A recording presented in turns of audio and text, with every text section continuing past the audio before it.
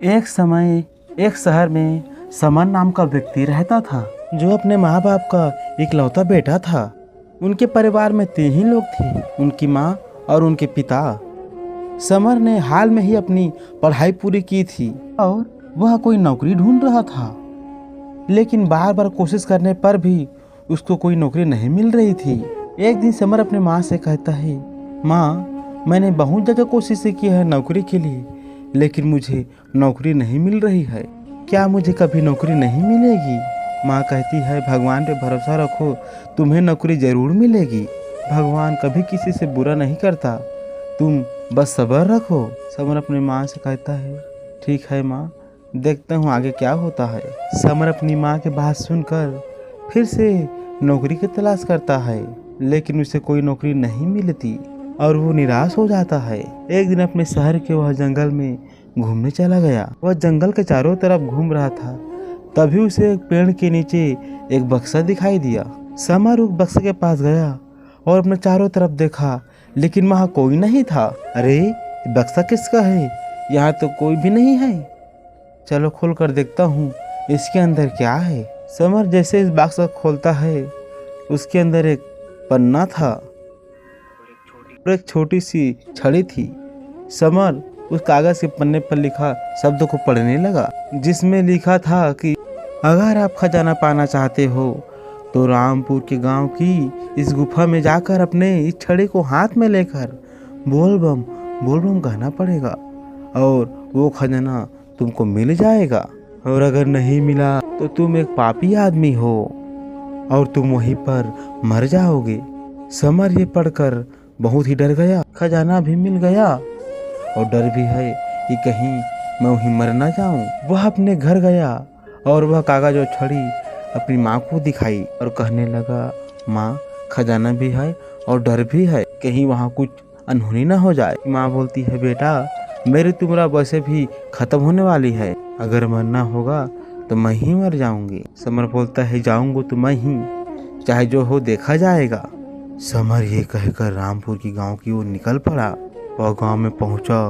वहां एक आदमी से उसने पूछा, अरे भाई, इस शिव गुफा कहाँ है इस गांव में?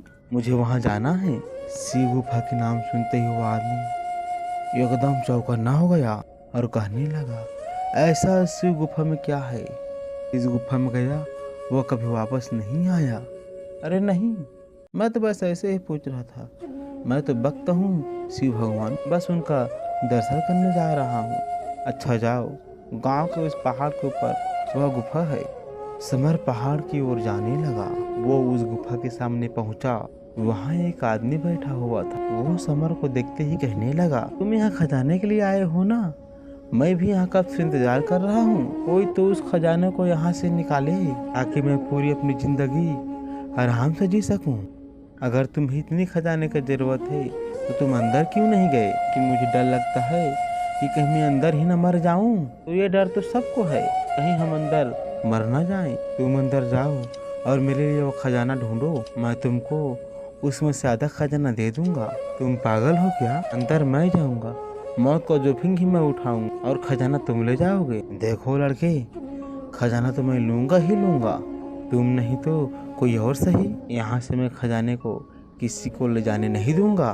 बोला, ठीक है, एक काम करते हैं, हम दोनों अंदर चलते हैं, जो होगा हम दोनों के साथ ही होगा। वो दोनों एक दूसरे के लिए सोच रहे थे कि खजाना ही मिलते ही वो लोग एक दूसरे को मार देंगे और खजाना उसका हो जाएगा। और वो दोनों गुफा के अंदर चले जाने लगे। वो आदमी कहता है, अरे भाई, तुम बोलो, वो खजाना मिलेगा क्या? समीर कहता है, रुको, तुम पीछे हो जाओ। समर ने वह छड़ी हाथ में ली और बोल बम कहने लगा। तेज रोशनी सी आई और उन दोनों की आंखें बंद हो गई। और जब उनकी आंखें खुली तो सोने के सिक्के पड़े हुए थे। अरे वाह, खजाना मिल गया, अब मैं अमीर आदमी बन जाऊंगा। अमीर आदमी। इतने में समर अपनी जेब से चाकू निकालता है और उस आदमी का गला काट देता है और उस खजाने को अपने बैग में भरकर गुफा से बाहर आता है। गुफा से बाहर आते देखा कि वही आदमी सामने खड़ा था जो गुफा अंदर जाने के पहले उसको रोक रहा था। समर उसको यहाँ देखकर हैरान हो जाता है और कहता है, अरे आप यहाँ क्या कर रहे हो? मुझे पता था यहाँ खजाना है, मैंने तुम दोनों की बात सुन ली थी, इसमें से आधा खजाना मुझे दे दो।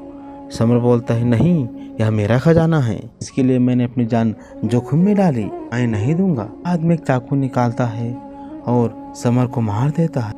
सारा खजाना लेकर वहां से भाग जाता है। तो इस कहानी से हमें शिक्षा मिलती है कि लालच बहुत बुरी चीज है।